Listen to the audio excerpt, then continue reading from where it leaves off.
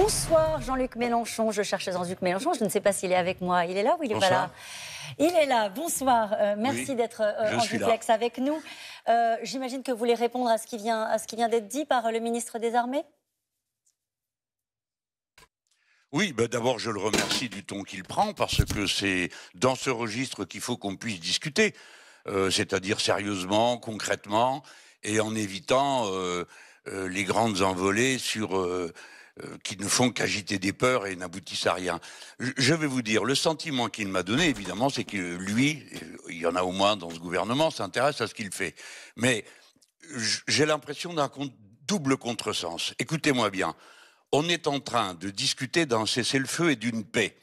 Est-ce que nous avons entendu une seule fois dire ce que nous, Français, ou nous, membres de l'Union européenne, nous attendons de cette paix? Quelles sont nos propres garanties pour nous-mêmes, pas seulement pour l'Ukraine et la Russie, mais d'abord pour nous-mêmes. Or, nous en avons à demander. Premièrement, que toutes les centrales nucléaires soient entourées par des casques bleus de l'ONU.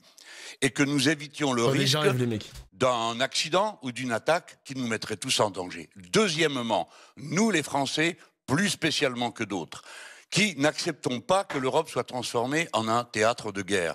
Nous qui avons la dissuasion, notre intérêt est d'exiger que dans la paix soit discuté le rétablissement du traité qui interdit l'usage des missiles de 500 à 5000 km. Les Russes et les Américains ont abrogé ce traité. Mais avant, ils l'avaient signé.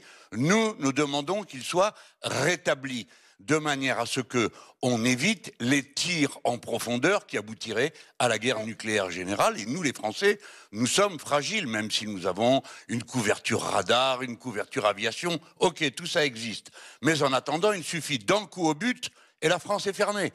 Que ce soit sur telle ou telle centrale, celle de nos gens, ou le dépôt de la Hague, qui contaminerait toute l'atmosphère nord. Deuxième point, si vous me permettez, je vais aussi vite que je peux, je dis contresens, deuxième contresens, enfin, d'un côté, on discute de la paix, et nous, on parle de guerre, de l'autre côté, on nous fait une guerre douanière et commerciale, et on ne parle de rien. Les Américains ont encore dit hier matin que la question du Groenland et de son annexion restait posée. Le Groenland est aujourd'hui partie prenante de l'Union européenne via le Danemark. Que faisons-nous? Que demandons-nous? Rien. Alors, je pense que si nous savons très bien que ceux qui nous agressent actuellement, c'est le gouvernement nord-américain qui, en augmentant les droits de douane, va évidemment conduire à ce qu'on importe de l'inflation, si c'est sur des produits stratégiques, comme c'est le cas aujourd'hui. D'accord? Jean-Luc Mélenchon. Donc on est contresens. Je suis, si vous voulez, je vais bien aller discuter avec lui quand... Alors, on prend date pour un prochain débat. Je vous assure que c'est pas facile de monter des débats. Dans les lignes rouges fixées tout à l'heure par Sébastien Lecornu, vous êtes allé un peu vite dans votre démonstration. Il y a la situation en Ukraine. Lui, il dit la condition que nous posons pour que cette paix elle soit durable vis-à-vis de ce qu'il considère comme étant la menace russe, eh bien, ce sont des garanties de sécurité. Et c'est l'idée de dire il faudra une présence.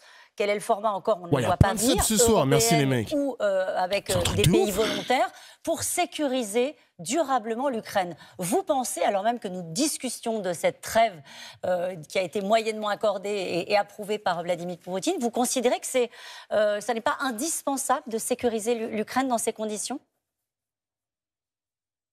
Je ne sais pas d'où vous avez tiré cette conclusion et pourquoi vous me posez la question, puisque les garanties de sécurité mutuelle, c'est le thème sur lequel je me suis battu il y a quelque temps de ça, ce qui me valait d'être considéré comme un défaitiste.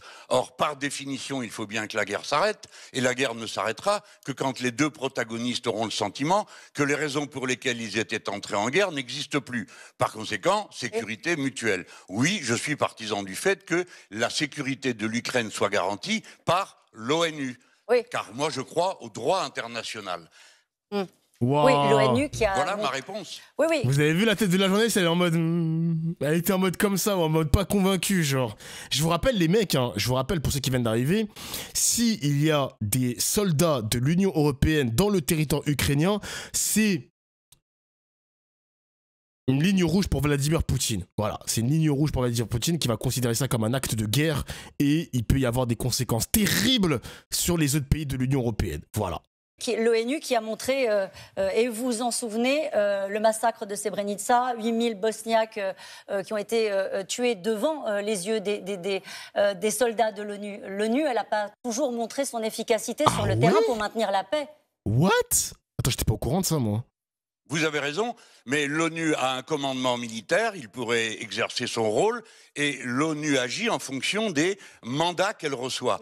Par exemple, quand l'armée de M. Netanyahou est entrée au Liban, il y avait là 700 militaires français déployés sous casque bleu, et la consigne qui avait été donnée au casque bleu, c'est qu'en cas d'invasion, ils se repliaient. Pas qu'ils ripostaient, pas qu'ils gardaient la frontière, pas qu'ils empêchaient d'entrer. Oui. Si vous donnez comme mandat à l'ONU, si des troupes russes avancent, alors vous avancerez à votre tour et les nations qui se trouveraient autour interviendraient, alors on aurait une autre situation. Mais si vous voulez bien, j'aimerais quand même qu'on reste dans le cadre général dont on parle. Monsieur Lecornu a dit quelque chose de très intéressant tout à l'heure. Premièrement, qu'il ne croyait pas à une obligation communautaire pour la défense. Eh bien, regardons ça. Toutes les armées européennes aujourd'hui sont dépendantes de matériel américain dont l'usage dépend entièrement, à partir de la première seconde, de l'accord des États-Unis d'Amérique. Par conséquent, quoi que l'on pense du nombre d'années qu'il faudra pour inverser cette situation, à supposer que les intéressés le veuillent. En toute hypothèse, la première et la plus fondamentale des garanties, c'est celle que se donnent les Français eux-mêmes et par eux-mêmes. Premier point.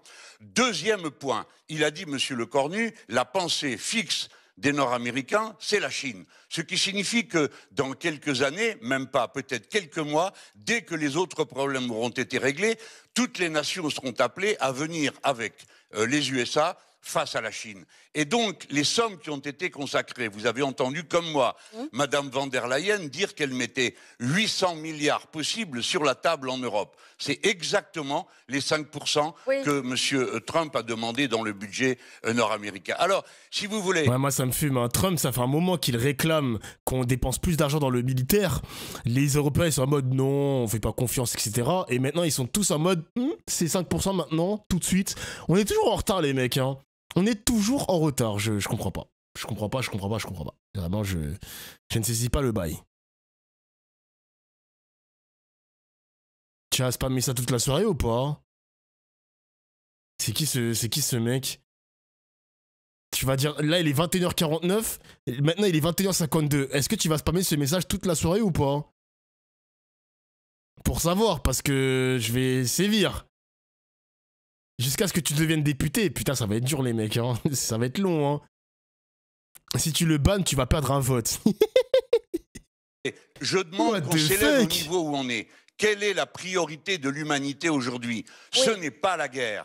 C'est de régler le réchauffement climatique. Le fait que les nations soient capables de se protéger contre les conséquences du changement climatique. Voilà, et donc, je le savais. Nous pourrions être en quelque sorte la locomotive d'accords internationaux de causes communes pour défense des biens communs. Mais voilà, ça, je les connais par cœur. Que mettre des milliards et des milliards sur la table pour préparer... Et alors? Il faut être fou comme tout le monde? Vous vous rendez compte qu'aujourd'hui, la somme, écoutez-moi bien, la somme qui est mise sur la table pour les armées dans le monde par an, c'est 2400 milliards. Ça correspond à la richesse que produisent 80% des nations du monde aujourd'hui. C'est exactement la somme, ce n'est pas moi qui le dis, c'est l'Agence internationale de l'énergie. C'est quelque chose qui dépend de l'OCDE. Eh bien, c'est exactement la somme qui nous permettrait de faire la transition, la bifurcation écologique pour passer à un autre modèle d'énergie et commencer à contrecarrer le changement climatique, mais surtout à nous préparer à y résister. Enfin, il faut se rendre compte que ça va arriver plus vite certainement, tandis que nous n'y pouvons rien. Tandis que dans nos rapports avec les autres nations, on y peut quelque chose. Jean-Luc Mélenchon, que dites-vous aux Moldaves, aux Géorgiens, aux Baltes, aux Polonais? On en parlait tout à l'heure avec Maryse Burgot, à tous ceux qui se sentent aujourd'hui menacés par la Russie. Oh là là là là. Ah les mecs, j'avais oublié, parce que j'avais stream la semaine dernière, mais j'avais oublié que France 2, ils ont un discours belliqueux, putain. J'avais oublié que c'était des va-t-en-guerre et tout, oh là là, j'avais oublié ça, mais laissez-nous tranquilles. MDR, tous des pro-européens, c'est tous des escrocs, je te jure, laissez-nous tranquilles, Zebbi. Qu'est-ce que vous leur dites? Ah là là. D'abord, je ne suis pas chargé d'eux. quand même, je veux dire, il y a une limite aussi aux grands discours qu'on fait sur la terre entière et pour tout le monde.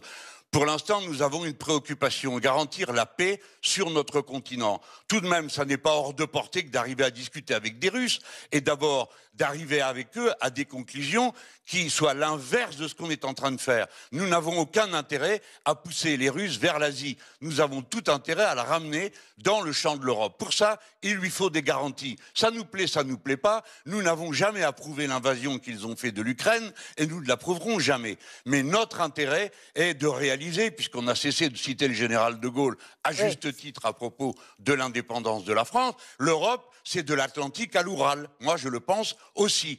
Et par conséquent, c'est de ce côté-là qu'il faut tourner les efforts. La paix d'abord. Si on commence à se surarmer tous, on finira par se servir des armes. Il n'y a pas d'exception à cette règle.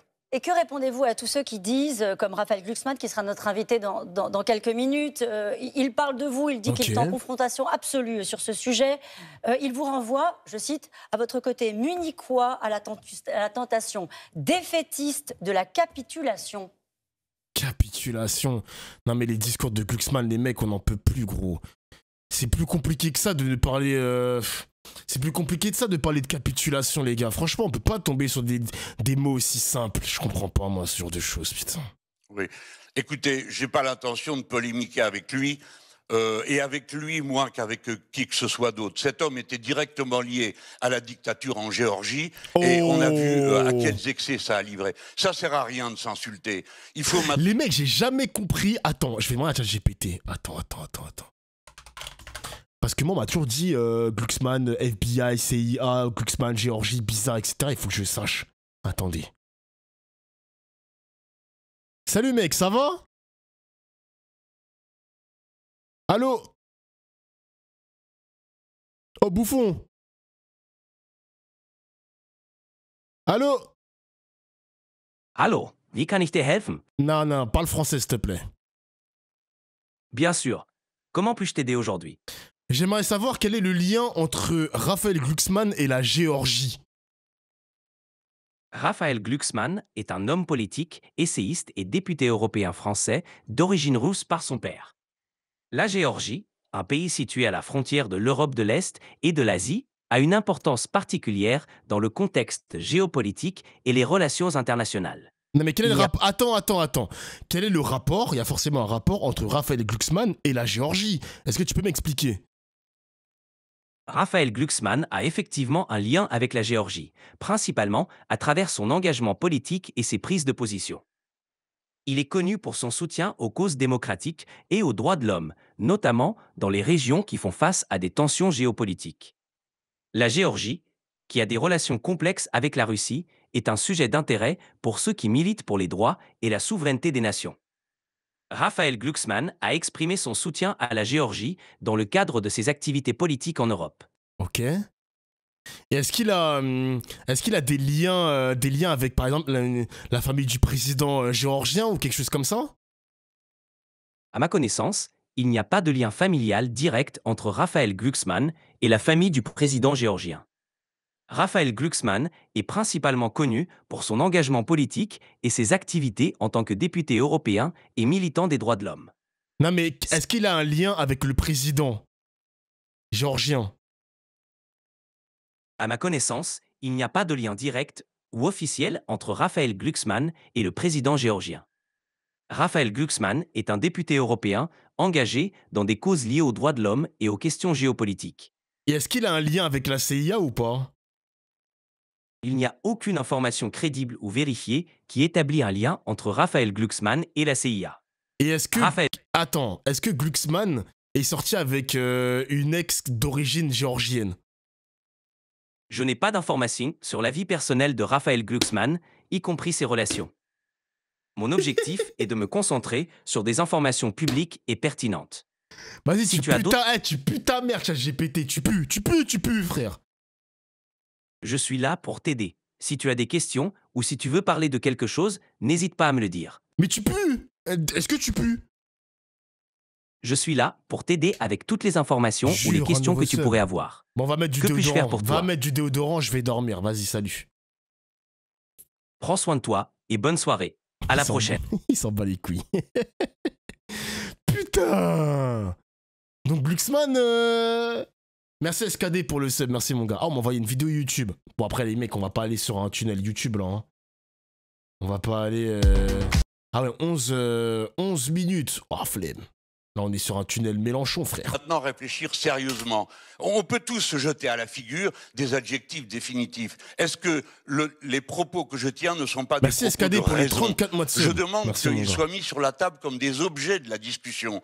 Il y a un instant, vous n'arrêtez pas tous de vous gargariser sur la défense européenne. Monsieur Lecornu vient de vous dire « Je suis contre la communautarisation de cette défense ». Or, l'Europe a décidé, sans que le Parlement français vote quoi que ce soit, un commissaire à la défense et une commission à la défense. Est-ce que vous êtes tous devenus fous, dis-je à tous ceux qui dirigent et qui s'expriment, pour aller comme ça de l'avant en disant « si tu veux la paix, prépare la guerre », alors que cette formule a toujours conduit au résultat inverse.